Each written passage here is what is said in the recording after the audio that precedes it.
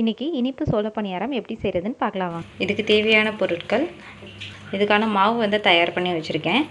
இது எப்படி செஞ்சேன்னு ஃபஸ்ட்டு சொல்லிடுறேன். இந்த 1 டம்ளர் அளவுக்கு பச்சரிசி, இதில் 1/4 டம்ளர் அளவுக்கு உருட்டுளுந்து, 1 ஸ்பூன் வெந்தயம், சோளம் வந்து இந்த மாதிரி சோளம் ஒரு 6 மணி நேரம் ஊற வச்சு அரைச்சி எடுத்திருக்கேன். இப்போ இந்த மாவு நல்லா ஃப்ளஃபியாக இருக்குது. இதில் உப்பு சேர்த்து வச்சுருக்கோம். அவல் ஒரு 1/2 அன் ஹவர் ஊற வச்சு எடுத்துக்கோங்க. தேங்காய் பூ, வெல்லம் வந்து இது பாகா காய்ச்சி சேர்த்துக்குவோம். 4 ஏலக்காய் எடுத்திருக்கேன்.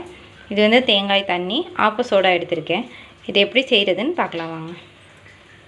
நம்ம எடுத்து வச்சுருக்க அவல் கூட ஏலக்காய், தேங்காய் பூ, நம்ம தேங்காய் தண்ணி எடுத்து வச்சுருந்தோம், அதை ஊற்றி இதை ஒரு நல்ல பேஸ்ட்டாக அரைச்சி எடுத்துடலாம். இப்போ இந்த தேங்காய் பூவை அரைச்சி எடுத்தாச்சு. இது கூட நம்ம வெல்லத்தை பாகா காய்ச்சி சேர்த்துக்கலாம்.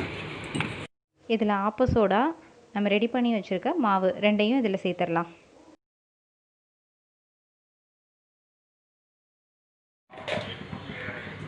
பனியார சட்டியில் நெய்யோ இல்லை எண்ணெயோ ஊற்றிட்டு இது நல்லா காஞ்சதுக்கப்புறம் சிம்மில் வச்சிடலாம். இப்போ மாவு ஊற்றுவோம்.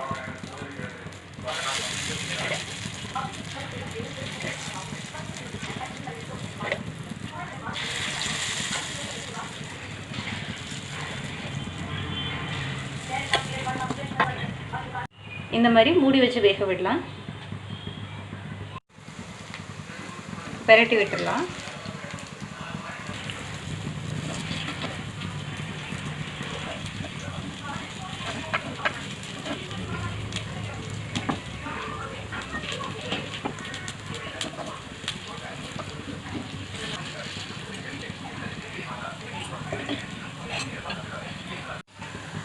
இது இனிப்பு பணியாரம்ன்றனால சீக்கிரமாக பிடிக்கிறதுக்கு சான்ஸ் இருக்குது. லைட்டாக எண்ணெய் ஊற்றிக்கலாம். இது ஃபுல்லாகவே நம்ம சிம்மில் தான் வச்சு செய்யணும். சக்கரை போடுறதுனால இது சீக்கிரம் பிடிச்சிரும். அப்படின்னு மூடி வச்சிடலாம். இது நல்லா இப்படி பொன்னிறமாக வந்ததும் எடுத்துடலாம்.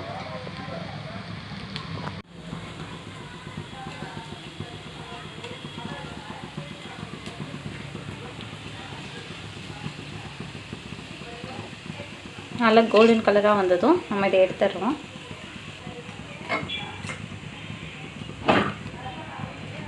நம்ம பணியாரம் இப்போ ரெடி ஆகிடுச்சு. சத்துள்ள இனிப்பு சோள பணியாரம் தயார். இது நீங்களும் ட்ரை பண்ணி பாருங்கள். எங்கள் சேனல் உங்களுக்கு பிடிச்சிருந்தா சப்ஸ்கிரைப் பண்ணிக்கோங்க. தேங்க்ஸ் ஃபார் வாட்சிங்.